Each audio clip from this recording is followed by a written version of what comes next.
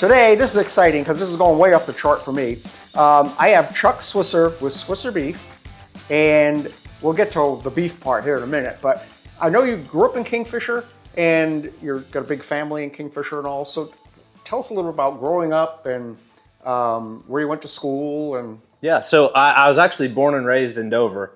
Lived in Dover for 25 years. I bought my grandma's house and then sold it and bought my parents' place and then sold it. And then my wife and I, we bought a place in Kingfisher 6 years ago, whenever COVID was, 6 years ago, I think. And yeah, we've been Yellow Jackets ever since, I guess you could say. I was born and raised a Sand Rat and still have a big love for Dover, still have some property in Dover and stuff. But yeah, went to high school through K through 12 in Dover, and then I got a scholarship to Rodeo in Altus, Oklahoma, and I went down there for 2 semesters. Did you rodeo in high school? Yeah, so actually I started fighting bulls when I was 15 years old, and it was funny because my mom wouldn't let me play football or have a motorcycle because they're too dangerous. But you could fight bulls. But she let me start fighting bulls when I was 15. That makes a lot of sense to me, but okay. Yeah, yeah. So my dad actually used to ride bulls a long time ago, and I wanted to do something like him, and I thought maybe actually getting on them was too scary, so I was like, well, maybe I should just get in front of them. Yeah, I should run from them. Great idea.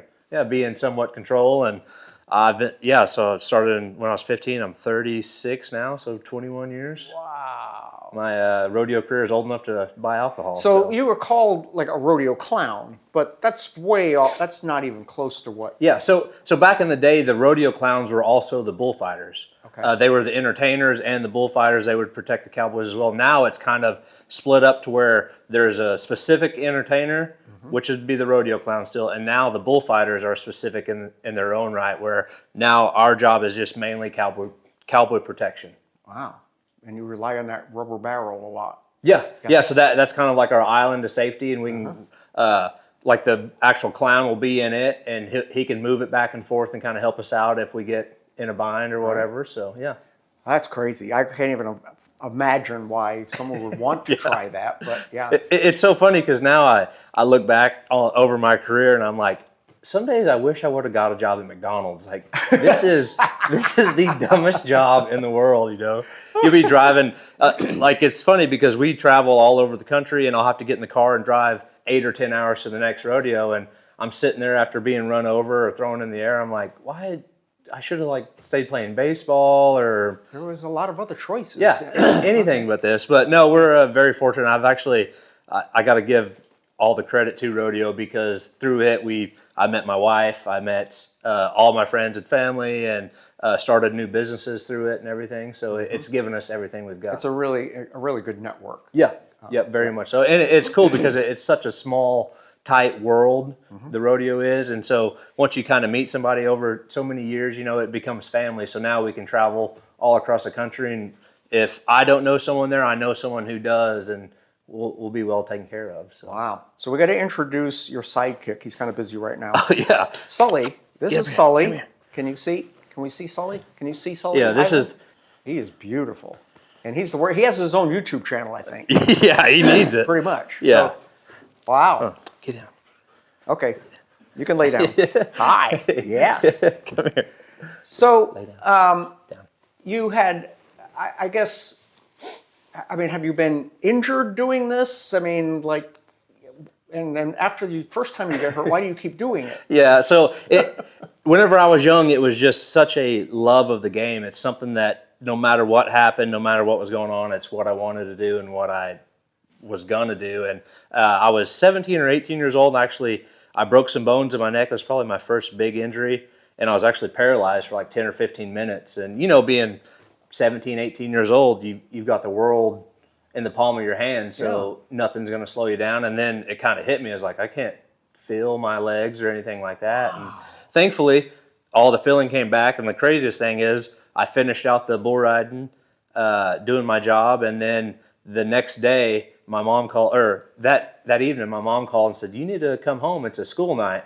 And I was like, Mom, I was 3 hours away from home. I was like, I don't think I can drive really that good. She's like, get your butt home. I know you're trying to play hooky, you know. And so I drove home, and whenever I got out of the car, I went to grab my bags and stuff out of the trunk.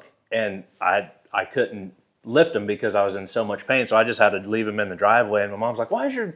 I made it in the house, and Mom was like, "Why is your stuff in the yard?" I was like, "Mom, I'm actually hurt." She's like, "Oh my goodness!" So we went to the doctor or the hospital, I guess, and realized I had some broken bones in my neck. And Oh, you were really lucky. I mean, you could have been paralyzed, Yeah. all kinds of stuff. yeah, and now it's so funny because now I've always been a risk it for the biscuit guy, and that's kind of my life, my motto. And I'm willing to jump out of an airplane and put new wings on a plane as we're coming down. And so it's, to me, I'm gonna die sooner or later, so I better have fun. And I always tell But Carolyn. most people don't want to speed that up, though. Yeah, They yeah. always- I always tell Carolyn, I said, whenever I get to my grave, they're gonna be like, he's done his deal. He is used up. He's got holes in his boots, and he is worn smooth out. And she always talks about how she wants to die prim and proper, you know, in bed. And Yeah. I'm like, no, I want to be used You up. want to go out and- with a crash. Yeah, exactly, exactly. That is funny. And that's the thing is, life is so dangerous now, or anything is so dangerous. Driving your car, we could be sitting here, the roof could fall in on us, and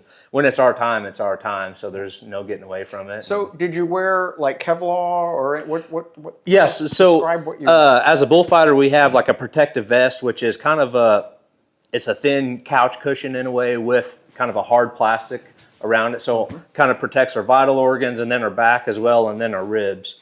And some of us wear like big knee braces and stuff just to kind of help prevention and stuff for ACL tears or whatever. And yeah, that's about it. Wow. Okay. So it's not just like, jump out there with your jeans on. You guys are actually professionals. And Yeah. No, it's something that people like. You can make a lot of money doing it as long as you're doing good and healthy, obviously. So we would watch film, we would train specifically for it, and study pretty much. Wow. So that's way more organized than I imagined. Yep. Okay. I just figured the guy that had the most beer gets to do this tonight, Okay. Yeah. The guy with the most beer usually doesn't feel it as bad until the next day. But yeah, yes, sir. All right. And then you started a new endeavor we're going to get to here in just a minute. We'll be right back. Home health is a lot of different things to people, but what it is from our perspective and what we are licensed for is in-home intermittent care.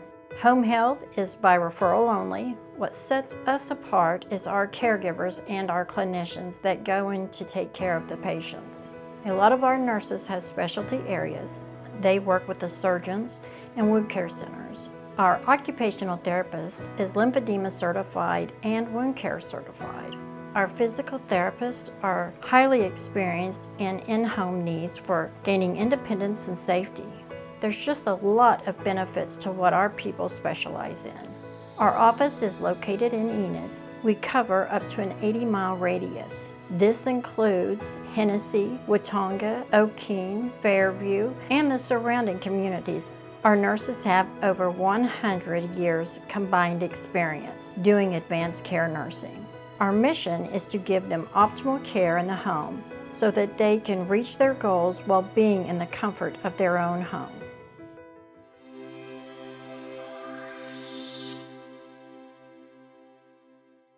And we're back. So Sully's over there digging a hole or Yeah, something. I don't know what he's doing. You started a new endeavor, Swisher beef, and why? I mean, it's a little safer than what you were doing. Yeah. So whenever I was 17 years old, I was actually a trash man. I was working for my girlfriend at the time's dad, and I was the guy on the back of the truck. And we'd wake up at 3 a.m. and literally drive around the neighborhoods and pick up trash. And I was literally the one hanging on the back. I would jump off, grab the trash can, dump it in there, and worst job ever. And I told myself at that point, I was like, if I ever start a business, whenever I get old, I didn't think it would happen right now, but whenever I get way older, it's going to be something that people always need.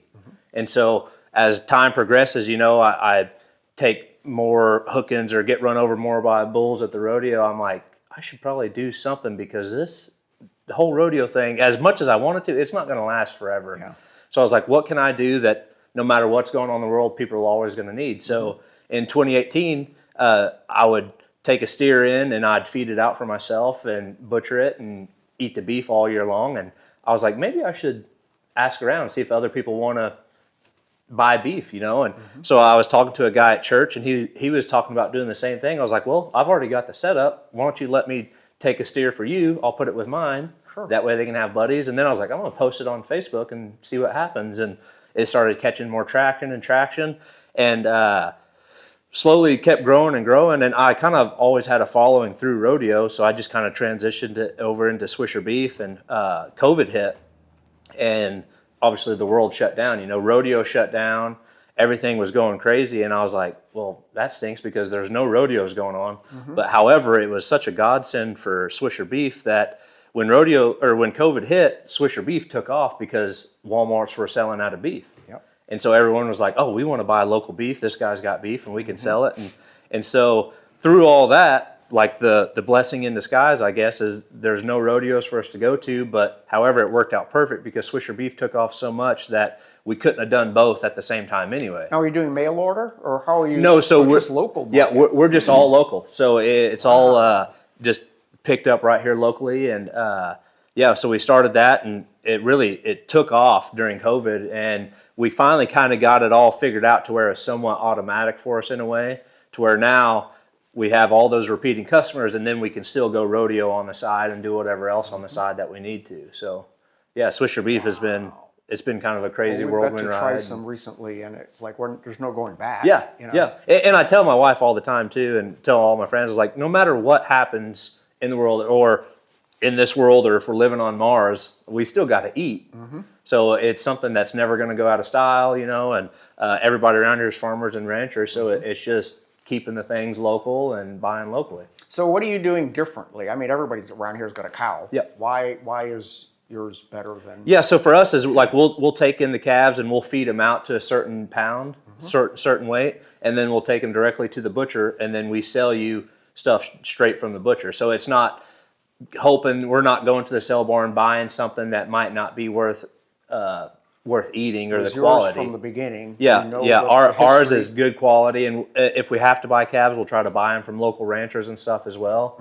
And that way, we know the quality of it. And I always told all my friends and stuff that are in the cattle business, like, for us, my goal is to have the best quality, that whenever you eat beef, you're thinking about Swisher Beef, and whenever you buy beef, you're going to buy from us as long as you're a beef eater.